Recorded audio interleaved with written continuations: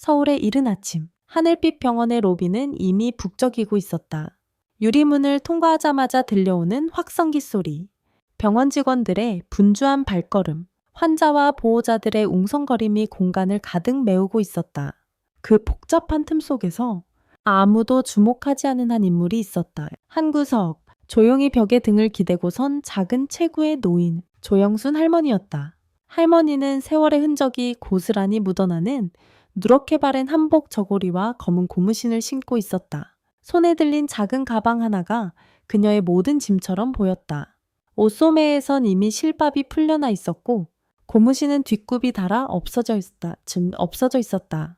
바로 옆에서는 간호사가 호명하는 이름에 다급히 달려가는 젊은 부부가 있었고 그 반대편에선 커피를 들고 스마트폰을 들여다보는 젊은 남성이 웃고 있었다. 하지만 이 모든 시선은 조영순 할머니를 비껴갔다. 그녀는 조심스럽게 고개를 들었다. 흐릿한 눈동자는 이따금씩 로비 이곳저곳을 더듬듯 살펴보았고 마른 손은 긴장한 듯 가슴팍에서 옷자락을 꽉 움켜쥐고 있었다. 그렇게 몇 분이 흘렀을까? 할머니는 작은 숨을 한번 들이쉬더니 떨리는 다리로 데스크를 향해 걸음을 옮겼다. 그 모습은 바람 부는 날 창틀을 붙잡고 흔들리는 작은 촛불 같았다. 사람들은 여전히 제 할 일에만 몰두해 있었다. 누군가는 진료 순서를 재촉했고 누군가는 회진을 준비하느라 복도를 바삐 오갔다. 그 누구도 그 작은 걸음걸이를 지켜보지 않았다. 하지만 할머니는 걸음을 멈추지 않았다. 하나, 둘, 셋 몇 걸음 되지 않는 거리였지만 그녀에게는 마치 산을 오르는 여정처럼 느껴졌다.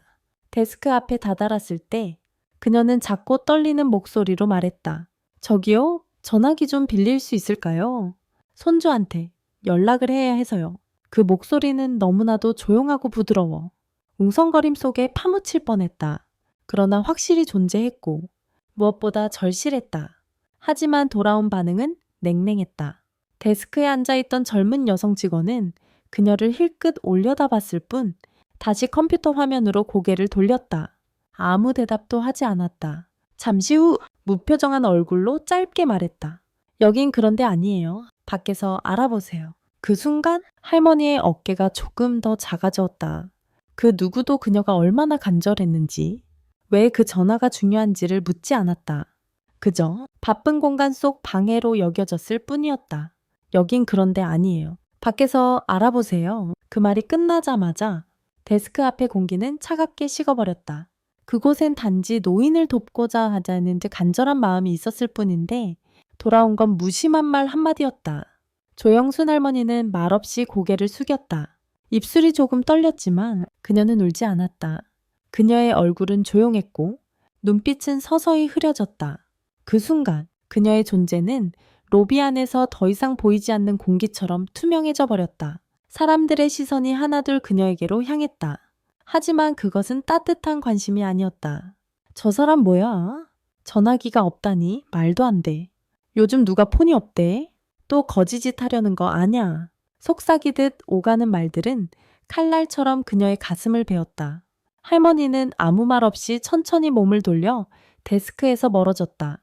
그녀의 걸음은 마치 무게를 이르는 종이장처럼 가볍지만 그 안엔 헤아릴 수 없는 무거움이 담겨 있었다. 근처 벤치에 자리를 잡은 그녀는 조용히 앉아 손등으로 눈가를 훔쳤다. 그 손은 차가웠고 마치 어린아이처럼 가느다랬다. 그녀는 앞을 바라보았지만 그 시선은 어디에도 닿지 않았다. 그저 막막한 허공을 향해 흘러갈 뿐이었다. 잠시 후 키가 큰 중년 남성이 지나가며 그녀를 힐끗 보더니 코웃음을 쳤다. 이 나이에 핸드폰 하나 없는 사람도 있나? 어이없네. 그 말에 근처에 있던 몇 명이 낄낄거리며 웃음을 터뜨렸다. 젊은 여성이 스마트폰을 만지작거리며 말하듯이 중얼거렸다. 손주한테 전화. 그냥 동정심 얻으려는 거겠지? 누가 그런 걸 믿어? 그들은 몰랐다. 아니, 알려고 하지 않았다. 그들이 조롱하는 대상이 단지 가난하고 늙은 여자가 아니라 소중한 가족을 찾기 위해 애타는 마음을 품은 한 사람이라는 것을 조영순 할머니는 다시 한번 손을 모아 쥐었다. 눈은 먼 하늘을 바라보며 말없이 떨렸다. 그녀는 원망하지도 비난하지도 않았다. 다만 가슴 깊숙한 곳에서 조용히 무너져 내릴 뿐이었다. 그녀에게 가장 큰 아픔은 무례한 말들이 아니었다. 진짜 상처는 이 많은 사람들 중 단 한 명도 그녀를 존재로 봐주지 않았다는 사실이었다. 조영순 할머니는 고개를 숙인 채 벤치에 앉아 있었다. 그녀는 더는 아무 말도 하지 않았고 눈도 마주치지 않았다.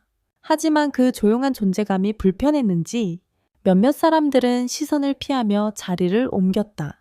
일부는 대놓고 그녀를 힐끔거렸고 몇몇은 작은 웃음을 터뜨렸다. 그 조롱의 눈빛과 무관심한 태도는 할머니의 자존심을 조금씩 갉아먹고 있었다. 그때 병원 복도를 지나던 한 경비원이 그녀를 흘끗 바라보았다. 그의 얼굴에는 경계심이 가득했고 걸음걸이는 조심스러웠다. 그는 잠시 멈춰서더니 마지못한 듯 다가와 물었다. 할머니, 여기서 뭐 하세요? 오래 계신 것 같은데요. 그 목소리에는 온기 대신 의심이 섞여 있었다. 할머니는 천천히 고개를 들어 그를 바라보았다. 그녀의 눈동자에는 연민도, 분노도 없었다. 오직 지친 슬픔만이 담겨 있었다. 저 손주랑 같이 왔는데 놓쳤어요. 전화를 해야 하는데 빌릴 수 있는 데가 없어서. 그녀의 말은 부드럽고 조심스러웠다. 마치 누군가의 인내심을 자극하지 않으려는 아이처럼 작은 숨소리만큼이나 가느다랬다. 하지만 경비원은 귀찮다는 듯 고개를 저으며 말했다. 여기 병원은 그런 용도로 전화기 안 빌려줘요. 전화하려면 밖에 나가서 공중전화나 찾아보세요. 여기서 오래 앉아 있으면 민원 들어옵니다. 그 말은 마치 단단한 돌덩이처럼 할머니의 마음에 떨어졌다. 그녀는 아무 대꾸도 하지 않았다. 그저 고개를 떨군 채 눈꺼풀을 지그시 감았다. 그 순간 그녀는 인간으로서의 자존심마저 무너지는 소리를 들었다. 병원이라는 공간, 생명을 살리는 곳. 그곳에서 한 생명을 가진 노인은 단지 불편한 존재, 방해물로 취급되고 있었다. 그리고 그 누구도 그녀가 무언가를 하려는 사람이 아니라 단지 가족과 연결되고 싶은 사람이라는 것을 이해하지 못했다. 그녀는 더 이상 바라는 것이 없었다. 도움을 요청하는 것조차 그녀에겐 버거운 일로 느껴졌다. 조영순 할머니는 그저 조용히 그리고 아주 깊은 외로움 속에 다시 자리로 돌아가 앉았다. 그녀는 아무도 없는 공간을 바라보며 입을 꼭 다물었다. 숨을 길게 들이쉬고 내쉬며 마음속에 들끓던 작은 희망마저 조용히 접었다. 하지만 그녀는 아직 완전히 무너지지 않았다. 그 작은 체구 안엔 언젠가 돌아올지도 모르는 손주의 얼굴을 떠올리며 마지막까지 믿고 싶었던 사람의 온기가 남아 있었다. 조영순 할머니는 여전히 벤치에 앉아 있었다. 작은 어깨는 더욱 움츠러들었고 손은 옷자락을 꼭 쥐고 있었다. 주변은 여전히 시끄러웠지만 그녀의 세상은 마치 유리벽 안에 갇힌 것처럼 조용하고 고립되어 있었다. 시간이 얼마나 흘렀을까? 그때 병원 자동문이 열리며 한 소년과 어머니가 들어왔다. 소년은 12살쯤 되어 보였다. 흰 운동화와 초록색 후드를 입고 한 손에는 따뜻한 국밥이 담긴 포장봉지를 들고 있었다. 그는 한 걸음, 두 걸음 병원으로 들어오다가 어느 순간 조영순 할머니에게 시선을 멈췄다. 그 시선은 짧지만 진지했고 아이답지 않게 조심스러웠다. 소녀는 어머니의 옷자락을 당기며 낮은 목소리로 말했다. 엄마, 저 할머니 뭔가 슬퍼 보여. 도와드려야 하지 않을까. 어머니는 처음엔 놀란 듯 할머니를 바라보았다. 그녀도 한참을 할머니의 굽은 등을 바라보다가 아들의 맑고 진심 어린 눈빛을 마주치곤 부드럽게 고개를 끄덕였다. 그래, 한번 가보자. 그들은 조심스럽게 할머니에게 다가갔다. 소녀는 할머니 앞에 멈춰서서 밝은 목소리로 말했다. 할머니, 저희가 도와드릴까요? 할머니는 처음엔 아무 대답도 하지 않았다. 그저 놀란 듯 천천히 고개를 들었다. 소년의 얼굴을 바라보는 순간 그녀의 눈가에 미세한 떨림이 일었다. 그 표정은 마치 어두운 터널 끝에서 처음 마주한 빛 같았다. 그녀는 아주 조용한 목소리로 대답했다. 고맙다. 그냥 전화기만 잠깐 빌릴 수 있을까? 손주한테 연락을 좀 해야 해서. 그 말을 들은 어머니는 아무 망설임 없이 자신의 스마트폰을 꺼내 건넸다. 할머니, 마음 편히 쓰세요. 도와드리고 싶어요. 그 순간 조영순 할머니의 손이 떨렸다. 전화기를 받는 그 동작 하나하나가 조심스러웠고 숨을 길게 들이마시는 것조차 벅차 보였다. 그녀는 손끝으로 전화번호를 눌렀다. 세드, 전화도. 그 숫자를 누를 때마다 마음속 깊은 외로움도 함께 전해지는 듯했다. 그리고 신호음. 뚜. 조용한 공간 속 전화기에서 울리는 그 소리는 그녀의 가슴 속에 작은 떨림과 기대를 불러일으켰다. 그리고 마침내 여보세요? 손주의 목소리가 들려왔다. 할머니는 입가를 떨며 겨우 목소리를 냈다. 은찬아, 나야? 할머니야, 나 병원에 있어. 혹시 올 수 있겠니? 그 짧은 한마디. 하지만 그 안에는 얼마나 많은 외로움과 그리움, 그리고 간절함이 담겨 있었던가. 그녀는 울지 않았다. 하지만 전화기를 귀에 대고 있는 손끝은 조금씩 떨리고 있었고 눈동자에는 잊을 수 없는 빛이 스며들고 있었다. 그 순간 그 자리에 있던 소녀는 무엇인가를 배웠다. 그는 비록 인생을 오래 살아보지 않았지만 사람이 사람에게 해줄 수 있는 가장 큰 선물이 바로 관심과 따뜻함이라는 것을 깨달았다. 조영순 할머니는 여전히 휴대전화를 조심스럽게 손에 쥔 채 귀에 대고 있었다. 손주의 목소리가 들리는 그 짧은 순간이 그녀에게는 오랜 기다림 끝에 만난 기적 같았다. 할머니, 지금 병원 어디예요? 제가 바로 갈게요. 전화기 너머로 들려오는 다급한 목소리에 할머니는 간신히 웃음을 머금었다. 로비에 있어? 천천히 좀 와라. 조심해 해서. 통화를 마친 그녀는 한숨을 쉬었다. 그 한숨은 안도의 숨이자 어쩌면 마음 깊은 곳에서 내려놓는 짐 하나를 정리하는 순간이었다. 그 모습을 지켜보던 소년과 그의 어머니는 작게 미소 지었다. 어머니는 부드럽게 말했다. 할머니, 손주분 곧 오신다니까 걱정 마요. 걱정 마세요. 여기서 같이 기다릴게요. 그들이 함께 앉아있던 그 벤치는 더 이상 외롭지 않았다. 의자 하나에 앉은 노인과 그 옆에 조용히 앉은 모자무지. 세 사람 사이엔 따뜻한 공기와 묵묵한 연대감이 흐르고 있었다. 그리고 약 20분이 지나 병원 앞 도로에서 고급스러운 검정 승용차 한 대가 빠르게 정차했다. 차에서 내린 이는 말끔한 정장 차림의 중년 남성이었다. 그는 긴장된 눈빛으로 병원 로비 안을 빠르게 둘러보며 뛰어들어왔다. 그의 뒤에는 2명의 비서가 서류 가방과 쇼핑백을 들고 따랐다. 그의 다급한 걸음과 날카로운 표정은 주변 사람들의 이목을 끌었다. 그러다 그 남자의 시선이 벤치에 앉아있는 할머니에게 닿는 순간 그는 말없이 멈췄고 울었고 곧장 그녀를 향해 뛰어왔다. 어머니, 목소리에는 놀람, 반가움, 안도, 그리고 죄책감이 뒤섞여 있었다. 어디 계신 줄 몰라 병원 전체를 다 뒤졌어요. 아침부터 연락도 안 되고. 그의 말에 사람들은 숨을 죽였다. 그들이 무시하고 조롱하던 노인이 바로 이 남성의 어머니라는 사실에 적잖이 충격을 받은 눈치였다. 조영순 할머니는 미소를 지었다. 작고 연한 미소였다. 별일 아니야. 그냥 전화기를 못 써서 그랬지. 도와달라고 했는데 다들 바쁘더라. 그 말에 남성의 눈빛이 순식간에 얼어붙었다. 그는 로비를 한 바퀴 둘러보며 단호하고 분노 섞인 목소리로 쳤다. 이 병원, 어머니가 직접 세운 병원이다. 권미사, 평생 어려운 사람을 돕기 위해 재산을 털어 기부하신 분이에요. 그 어머니께서 여기서 전화기 하나 못 빌리고 이런 대접을 받으셨다고요? 순간 로비는 정적에 휩싸였다. 아까 할머니를 거절하던 데스크 직원은 입술을 꼭 다문 채 고개를 들지 못했다. 낄낄거리던 몇몇 사람들은 시선을 피한 채 침묵했다. 그는 다시 말했다. 어머니는 지금도 어려운 사람들을 위해 매달 기부를 하고 계십니다. 그런 어머니가 여러분 눈엔 그냥 불쌍하고 귀찮으던 노인처럼 보였던 거군요. 사람들은 당황했고 어떤 이는 얼굴이 붉게 달아올랐다. 하지만 가장 눈에 띈 건 조용히 그 모든 말을 듣고 있던 조영순 할머니의 표정이었다. 그녀는 아들에게 천천히 고개를 저으며 말했다. 그만하자. 사람들 다 바빴던 거야. 다 이해해. 어머니는 누구에게도 화내고 싶지 않아. 우린 그저 조금 더 서로를 이해해주면 되는 거니까.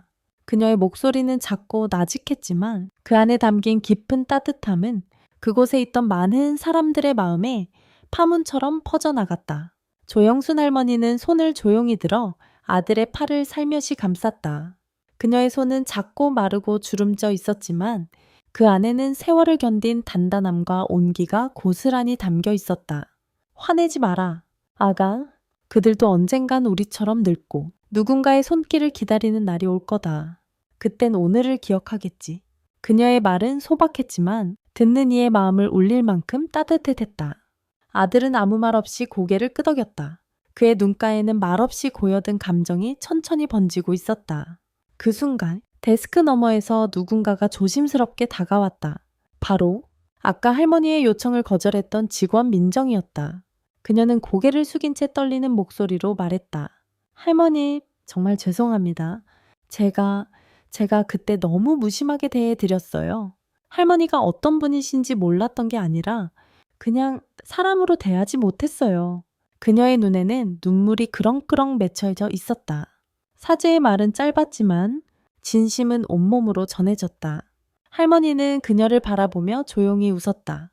그 웃음은 비난도 원망도 담기지 않은 순한 미소였다. 그리고 그녀는 다정하게 손을 뻗어 민정의 손등을 토닥이며 말했다. 괜찮아. 누구나 실수할 수 있는 법이지. 중요한 건 그 실수를 알아보고 다시는 반복하지 않는 거야.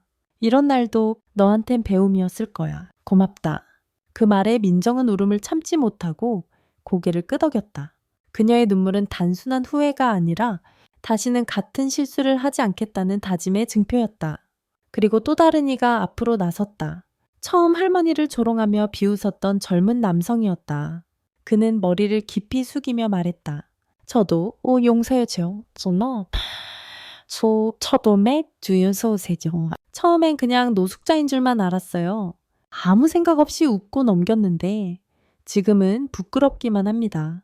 할머니는 고개를 끄덕였다. 괜찮아. 그래도 이렇게 와줘서 고맙다. 그 장면을 조용히 지켜보던 소녀는 어머니의 손을 꼭 잡고 작게 속삭였다. 엄마, 나도 나중에 나이 들면 할머니처럼 살고 싶어. 어머니는 아들의 손을 살며시 감싸며 대답했다. 그래, 마음이 따뜻한 사람은 어디서든 빛이 나니까. 그날 병원은 달라졌다. 롭에 퍼졌던 차가운 공기는 온기로 바뀌었고 무관심이던 시선들은 이해와 반성의 눈빛으로 채워졌다. 조영순 할머니는 다시 일어섰다. 그녀의 옆엔 아들이 있었고 그녀를 도왔던 모자, 묵 씨가 함께 걸었다. 그 모습은 마치 조용한 행렬처럼 누군가의 상처를 쓰다듬고 떠나는 천천한 축복 같았다. 로비의 사람들은 그들을 바라보며 말없이 마음속으로 무언가를 되새기고 있었다. 그것은 아마도 다음에 내가 마주하게 될 또 다른 조영순 할머니를 이제는 외면하지 않겠다. 는 조용한 약속이었을 것이다. 며칠 후 하늘빛 병원 로비에는 낯선 풍경이 하나 생겨났다. 기존의 딱딱하고 바쁜 공기 대신 따뜻한 종이 안내판 하나가 데스크 옆에 조용히 세워져 있었다. 그 위에는 이렇게 적혀 있었다. 잠시 멈추어 마음을 건네주세요. 휴대전화가 필요하신 분을 위한 공공전화 구역입니다. 우리 모두가 누군가의 가족일 수 있습니다. 그 아래에는 조영순 할머니의 나눔 정신을 기억하며 라는 글귀가 작게 붙어 있었다. 이 작은 공간은 단순히 전화 한 통을 위한 자리가 아니었다. 그곳은 이제 바쁘게만 돌아가던 병원 안에서 사람을 사람으로 바라보는 따뜻한 시선의 시작점이 되었다. 그 옆에는 새로 마련된 온기 의자가 놓였고 퇴직한 간호사, 자원봉사자, 그리고 의료사회복지사들이 낯선 병원 생활에 지친 노인이나 환자 곁에 잠시 앉아 이야기를 나누는 장소가 되었다. 바로 그 온기 의자 첫 순번에 자원한 사람은 다름 아닌 그날 조영순 할머니를 무심히 지나쳤던 데스크 직원 민정이었다. 그녀는 매일 아침 출근하자마자 가장 먼저 의자 커버를 정돈하고 작은 화분 하나를 창가에 놓는다. 그 화분엔 송글씨로 이렇게 쓰여 있다. 내가 오늘 줄 수 있는 가장 작은 따뜻함이 누군가에게는 가장 큰 희망이 될 수 있다. 변화는 병원 내부에서만 머물지 않았다. 그날 로비에서 있었던 일은 어느새 한 간호사의 SNS에 짧은 글로 퍼지기 시작했고 댓글과 공유를 통해 빠르게 전국으로 번져나갔다. 많은 사람들이 글을 읽고 다시 한번 자기 자신을 돌아보게 되었다. 몇 주 뒤 지역 방송에서는 보이지 않는 손, 노인을 위한 사회적 배려라는 특집 프로그램을 기획했고 그 방송을 본 이들은 자발적으로 자신이 다니는 병원이나 시설에 변화의 목소리를 내기 시작했다. 한 고등학교의 윤리 선생님은 학생들에게 이렇게 말했다. 너희는 오늘부터 조영순 할머니 같은 어르신을 만나면 꼭 먼저 인사하고 물어봐야 해. 도와드릴까요? 뭐 그 한마디가 누군가의 하루를 구할 수도 있어. 그 수업이 끝난 후 학생들 중 한 명은 버스 정류장에서 떨고 있던 할머니에게 조심스럽게 다가가 말을 걸었다. 할머니, 어디 가세요? 같이 버스 타요? 제가 도와드릴게요. 그 순간 서울 외곽의 작은 정류장에서도 할머니의 이야기는 살아 움직이고 있었다. 그리고 하늘빛 병원은 그날 이후 전국의 다른 병원으로부터 연락을 받기 시작했다. 우리도 공공전화 구역을 만들고 싶습니다. 온기의자, 저희 병원에도 도입할 수 있을까요? 모든 변화의 시작은 단 하나의 전화, 단 한 명의 할머니, 단 하나의 순수한 마음, 그리고 단 한 명의 용서로부터 비롯되었다. 그리고 그것은 지금도 누군가의 마음 속에서 천천히 퍼져나가고 있다. 마치 봄날의 씨앗처럼 작지만 확실하게 희망이라는 이름으로 그날의 이야기, 그렇게 조영순 할머니와 그녀를 둘러싼 사람들의 마음속에 작지만 깊은 변화의 씨앗을 남기고 끝이 났습니다. 누구도 예상하지 못했던 한순간의 만남이 무심했던 병원 한복판에서 울려 퍼진 따뜻한 파문은 우리가 얼마나 자주 누군가를 외면하고 있었는지 돌아보게 합니다. 그리고 우리는 깨닫습니다. 진심 어린 한마디, 작은 손길이 누군가의 인생을 바꿀 수 있다는 사실을 이 이야기를 들으면서 마음이 먹먹하고 동시에 따뜻해졌습니다. 나 자신도 누군가의 외로움을 무심코 지나친 적은 없었는지 혹은 도움을 청하려던 누군가를 불편하게 여긴 적은 없었는지 되돌아보게 되었어요. 조영순 할머니는 우리 사회의 수많은 목소리 없는 이웃들을 대변해 주셨고 그녀의 침묵 속에는 세상이 들어야 할 메시지가 담겨 있었습니다. 우리가 나누는 작은 배려, 그것이 언젠가 우리에게 돌아올 수 있다는 것.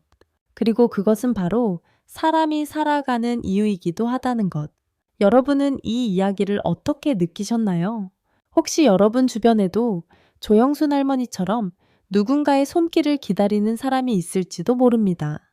지금 이 순간 따뜻한 시선 하나, 관심 하나가 그들에게 큰 힘이 될 수 있습니다. 이 영상이 마음에 드셨다면 좋아요와 구독, 알림 설정을 눌러주세요. 여러분의 한 댓글이 또 다른 시청자에게 따뜻한 연결이 될 수 있어요. 그리고 더 감동적인 이야기와 변화의 여정을 이어갈 파트2가 곧 올라올 예정이니 기대해 주세요. 함께 눈물 짓고 함께 배우며 조금 더 따뜻한 세상을 만들어 가길 바랍니다. 감사합니다.